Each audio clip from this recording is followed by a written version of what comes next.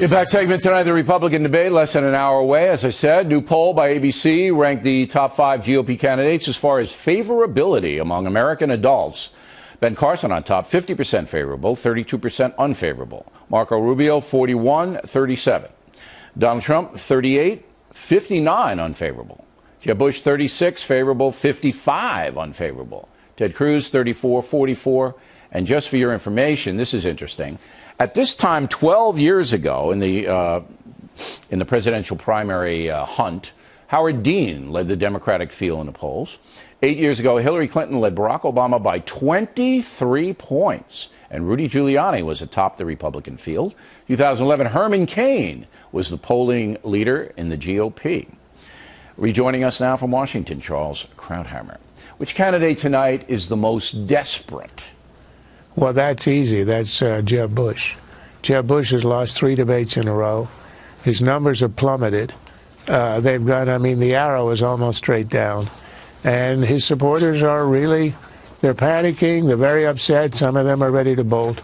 So he's got to show something. I mean, the best would be if he had his moment, you know, the kind of moment that Cruz and Rubio had last time around. But Bush is not a moment type of guy.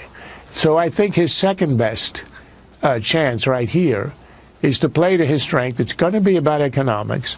It's going to be a very different debate from the CNBC.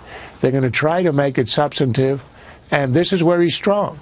So he may not be able to be theatrical, which is what the primary race has been all about until now. The most theatrical showman leads.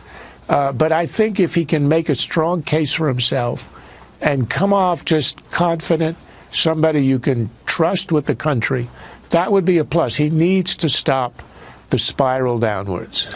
Do you, if you're advising Governor Bush, do you say, in addition to putting forth your economic vision, all right, do you denigrate any of the other candidates for their programs? Historically speaking, denigrating other candidates doesn't help. It usually hurts both candidates. The one who denigrates. But Trump has gotten away with it this year.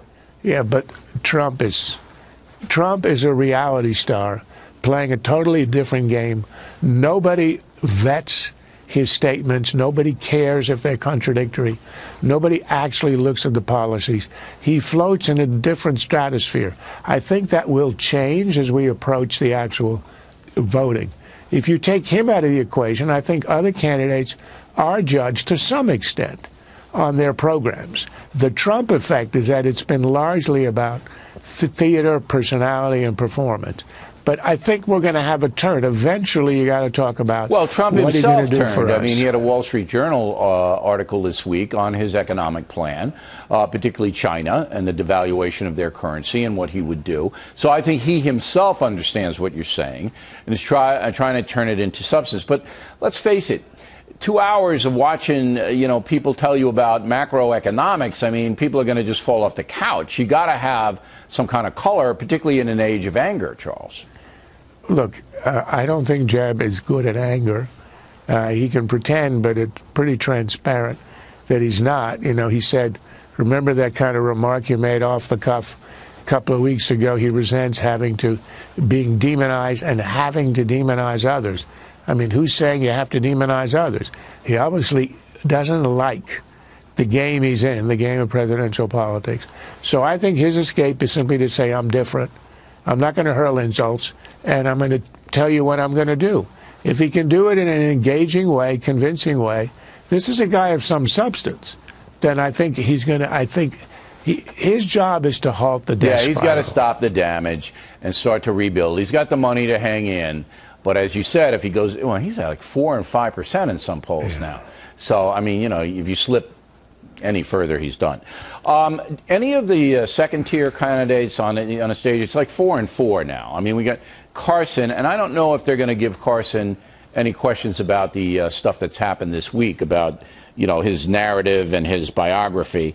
We've largely, put that in perspective here on the factor that it's really small ball. Do you agree with that, by the way? Yeah, I agree entirely. Okay. I think the West Point story is a non-story. It's really overblown. Yeah, I mean, all of them, if you go back and you look, you know, they might have been said or written imprecisely, but there's no scandal here. But I wonder if Cavuto or Bartiromo is going to even nudge him a little bit on that. Well, I think the nudge is going to come from Trump if it comes from anywhere. Yeah, but you know, Trump opens himself up because Carson's going to be ready to hit him right back with, hey. Well, that's the question with Trump. Does he have the discipline to do what is the best for his candidacy, or is he going to react viscerally? This is the guy who's nipping at his heels. This is the guy who could turn Trump into a loser. Loser is the worst thing that can happen to him in the world. When he's running number two, how is he going to fill up the 90 minutes of his speeches where he talks about how great he is in all the polls? He's got to stay number one. It's almost his calling card. So I think he sees Carson as a threat. It'll be interesting to see whether, I think you're right, the best strategy is don't lay a glove on Carson.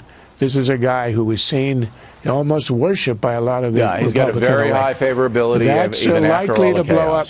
Right. It's likely to blow up in your face. Okay, Charles, thanks as always. We appreciate it.